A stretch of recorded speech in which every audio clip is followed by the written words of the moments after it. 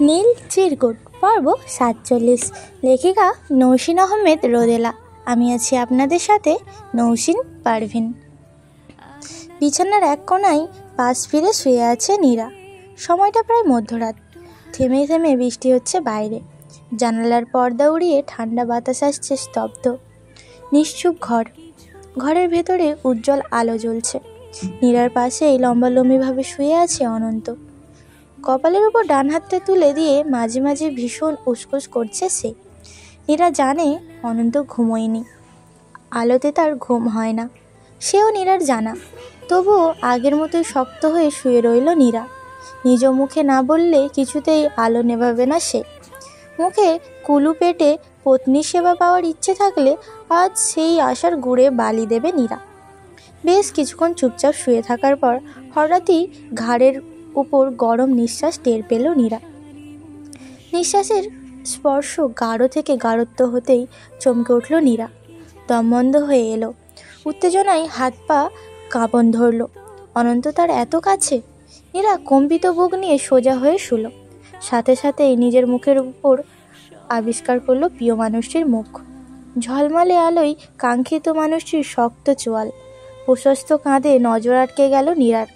একদৃষ্টে চেয়ে রইল অনন্তর মুখে। অনন্ত নীরার দিকে এক পলক চেয়েই দৃষ্টি সরিয়ে নিল। ডান হাতটা বাড়িয়ে দিয়ে নীরার পাশে থাকা সুইচবোর্ডে হাতটে আলো নেভালো। সবুজ রঙা ডিপ লাইটটা জ্বালিয়ে দিয়ে সরে আসতে নিচেই চট করে টি শার্টের কলার খামচে ধরল নীরা। নীরার আচমকা আক্রমণে নিয়ন্ত্রণ হারিয়ে ফেলল অনন্ত। নীরার উপর পড়ে যেতে যেতে নিজেকেই কোনো রকমভাবে সামনে নিল সে। নীরার মাথার পাশে বাম হাতে ঠেস দিয়ে বিস্ময় নিয়ে তাকালো। নীরার বাম হাতের মুঠোতে থাকা কলারের দিকে তাকিয়ে ভ্রু কুচকালো। নীরার মুখের দিকে চেয়ে হতভম্ব কণ্ঠে প্রশ্ন করল, কি? নীরার হাতের মুঠো আরও খানিকটা শক্ত হলো। অনন্ত বাধ্য হয়েই আরও একটু ঝুঁকে এলো কাছে। রাতে বাড়ি না ফেরার কারণ কি? অনন্ত উত্তর না দিয়ে কলার ছাড়ানোর চেষ্টা করলো। নীরা হাতের মুঠো শক্ত করে ধরে রেখে অনন্তর মুখের দিকে চেয়ে রইল। অনন্ত কলার ছাড়ানোর চেষ্টা করতেই দু একবার নীরার দিকে তাকালো। নীরার মধ্যে ছেড়ে দেওয়ার কোনো লক্ষণ না দেখে মুখ ফুলিয়ে নিঃশ্বাস ফেলল। নিজের পরাজয় মেনে নিয়ে হতাশ কণ্ঠে বলল, কি চাই? নীরা ঠোঁট ফুলিয়ে বলল, আইডিয়া চাই। অনন্তর কপাল কুঁচকে গেল। ভ্রু বাঁকিয়ে নীরার দিকে চেয়ে থেকে আবারও কলার ছাড়ার চেষ্টা করলো।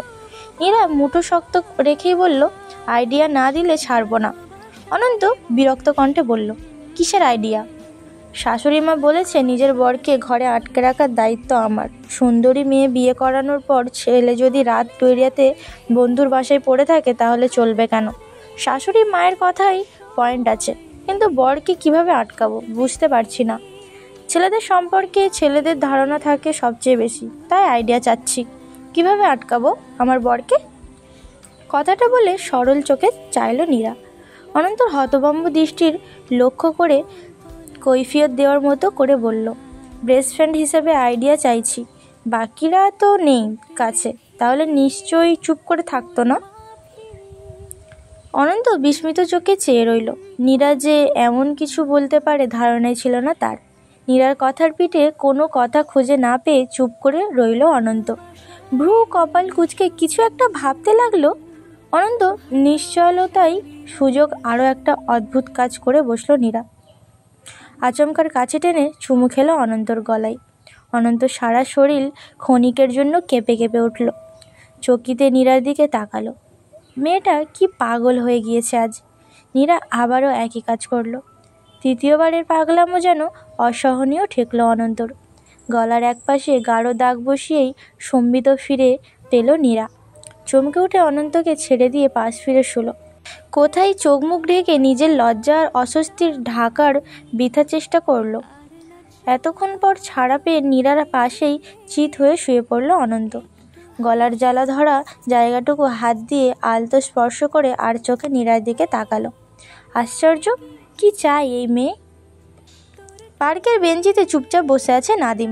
2 আঙুলের ফাঁকে জ্বলন্ত সিগারেট, মাথায় এক দঙ্গল চুল, চোখে মুখে নিস্পৃহ ভাব। কোলের উপর রাখা গিটারটা সুর তোলার প্রচেষ্টা নেই। নাদিমের সিগারেটে লম্বা টান দিয়ে মুখ কুঁচকালো। সিগারেটটা ছুঁড়ে ফেলে পকেট থেকে ফোন বের করে ভ্রু বাঁকালো। নিজের ঠোঁট কামড়ে কিছু একটা ভাবলো, তারপর ধীর হাতে ডায়াল করলো পরিচিত এক নাম্বারে। কল ঢোকার সাথে সাথেই ঝট করে রিসিভ করে ফেললো অপর পাশের ব্যক্তি। নাদিম গম্ভীর কণ্ঠে বলল, হ্যালো। ওপাশ থেকে জবাব পেল না নাদিম। কারোর ঘন নিঃশ্বাসের শব্দ এসে ধাক্কা খেতে লাগলো ফোনের স্পিকারে, সেই সাথেই অল্প একটু নাক টানার শব্দ। নাদিম বিরক্ত হলো। বন্ধুর খাতিরে মুখ ফুলিয়ে শ্বাস নিয়ে বিরক্তির দমন করলো সে। গম্ভীর কণ্ঠে বলল, হ্যালো মৌসি, ক্যান ইউ হেয়ার মি? ওপাশ থেকে মৃদু জবাব, হ্যালো স্যার, কেমন আছো মৌসি? মৌসি কান্নাটকে রুদ্ধ কণ্ঠে বলল, আপনি কেমন আছেন স্যার? নাদিম হতাশ নিঃশ্বাস ফেলল। এই বয়সে মেয়েদের অল্পতেই কেঁদে কেটে পৃথিবী ভাসিয়ে ফেলার স্বভাবটা বড় বিরক্তিকর। আমি ভালো আছি। কথাটুকু বলে থামলো নাদিম। ছোট্ট একটা শ্বাস টেনে গম্ভীর কণ্ঠে বলল, তোমার কি এখন কোনো টিউটর প্রয়োজন মৌসি? প্রয়োজন হলে আমায় জানিও, আমি একটা ভালো টিউশনি খুঁজছি। নাদিমের কথায় অবাক হলো মৌসি। নাদিম তার কাছে হেল্প চাইছে, সত্যিই চাইছে। কথাটা কি ঠিক বিশ্বাস হচ্ছে না মৌসির? মৌসি অবাক হয়ে বলল, আপনার প্রয়োজন স্যার? নাদিম উত্তর দিল না। মৌসি খুশি হয়ে বলল, আপনি আমাকে যে কোনো সাবজেক্ট পড়াতে পারেন স্যার। কখন আসবেন বলুন, সকাল দুপুর রাত এনি টাইম। টিউশনিটা আমার জন্য নয় মৌসি, আমার বন্ধুর জন্য। দারুণ ট্যালেন্টের একটা ছেলে, অসাধারণ পড়ায়। যদি তোমার টিচারের প্রয়োজন থাকে তবেই হ্যাঁ বলো, অন্যথায় নয়। মৌসির মন খারাপ হয়ে গেল। কয়েক সেকেন্ড চুপ থেকে বলল, আপনার বেস্ট ফ্রেন্ড? নাদিম ভ্রু কুঁচকালো। হ্যাঁ, কেন? মৌসি উত্তর না দিয়ে বলল, আমি ওনার কাছে পড়ব। নাদিম মৃদু হাসলো। মৌসি যে চট করে রাজি হয়ে যাবে এমনটাই ধারণা করেছিলেন নাদিম। অনন্তর মাধ্যমে নাদিমের সাথে কানেক্টেড থাকার চেষ্টা যে মৌসি কিছুতেই হাতছাড়া করবে না তাও নাদিমের জানা। নাদিম ফোন কেটে গিটারের সুর তুলল। চেহারায় বাবার তেমন ছাপ না থাকলেও নাদিমের ব্যক্তিত্ব আর চালচলনে বাবার প্রকাশ স্পষ্ট। বাবার মতোই ছন্নছাড়া জীবনবোধ, নারী মহলে দীর্ঘশ্বাসের কারণ, কথাবার্তায় স্পর্শ, ভয়হীন তেজ। নাদিমের মনে হঠাৎই প্রশ্ন জাগে, আচ্ছা, চরিত্রের দিক দিয়েও কি তারা একই কি তাদের পরিণতি?